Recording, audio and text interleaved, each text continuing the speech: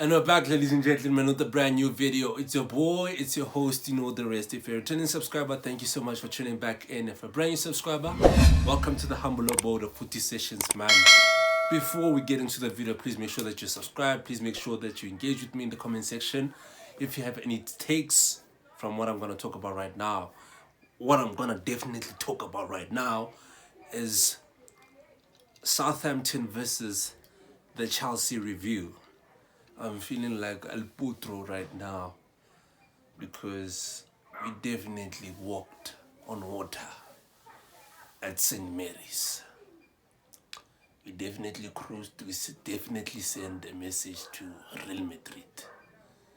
I felt like we could actually take a flight to Spain immediately after that Mason Mount goal to actually go do the definite thrashing to your Big Bens, to your Vinicius. I felt like it. I'm feeling like Alaputro right now because my team is definitely doing a comeback from what we experienced midweek. Our team is definitely doing a comeback. But let me get into reality. What I experienced from that game, I'm not saying... Let me get back to reality. From what El Putro talked about right now is what definitely the majority of Chelsea fans are actually feeling right now. But the definite me, I'm gonna tell you the truth, is that I felt like we're playing against the Chinese team that we always play against during like pre-season. You know, these amateuristic teams. I felt like we were playing against like Ben Foster unknown. Like we didn't get any sort of challenge. But I have to be honest and truthful to you guys that maybe those goals have actually like given like has been like a serious confidence booster for our lads, man. Have been like a serious confidence booster for our players. I'm not gonna take anything away from that game. Southampton came in unprepared, came in like, I don't know, like they were playing preseason. I don't know what Southampton was actually trying to achieve when they actually were playing against us, man. Like literally. Mendy had a serious day off. Like it felt like training to us. Like it felt like training to us. It felt like serious training for us. Like Mendy had a day off. But still, I'm still stressing about Kante's recent performances, man. I know Tuchel in like the previous press conference, he talked about how Kante's injuries are actually affecting his performances right now. How his fasting is actually affecting his performances right now. If so, then like give him a rest. You know that Kante is fasting. You know that Kante is still on Ramadan right now. But like give him a rest against Southampton.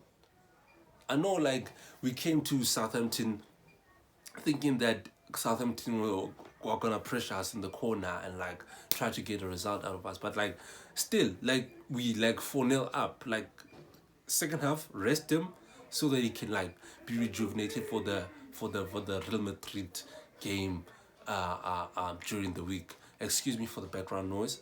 But, yeah, man, like, as I was saying that, rest players like Kai. Okay, I know Kai like came out in the second half.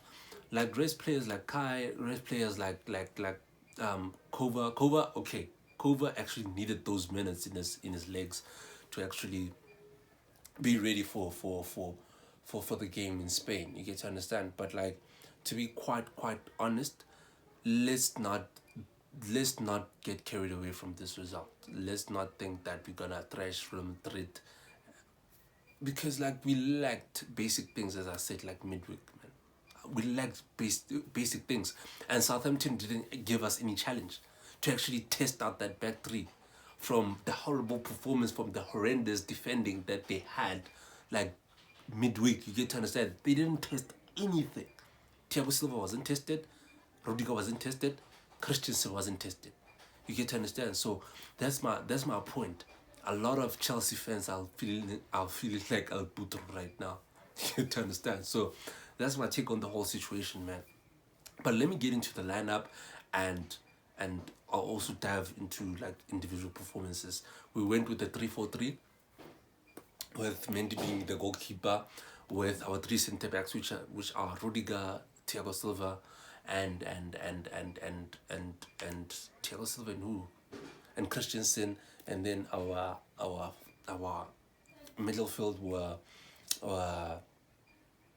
was Kovacic, with Kante as like the 2-6, and on the right we had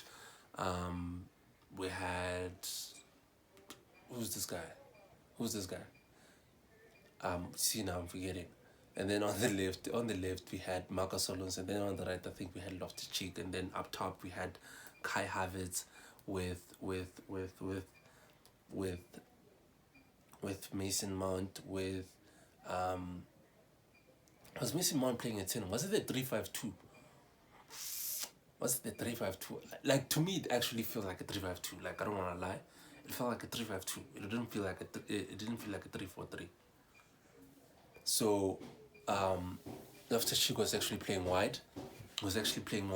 And Southampton made Loftus Cheek look like Yaya Toure, guys. Let's be honest.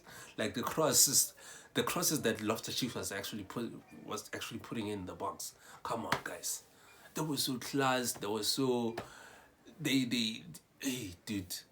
So it was Werner up top with Kai Havertz on the left wing. If we were playing a 3-4-3. So talking about Mendy had an off day. It was the right game for him to actually come back to himself. You guys understand? Come back to himself. Forget about the World Cup qualification. Forget about everything that's happened in the past. You get to understand? You had Rudiger had a day off also.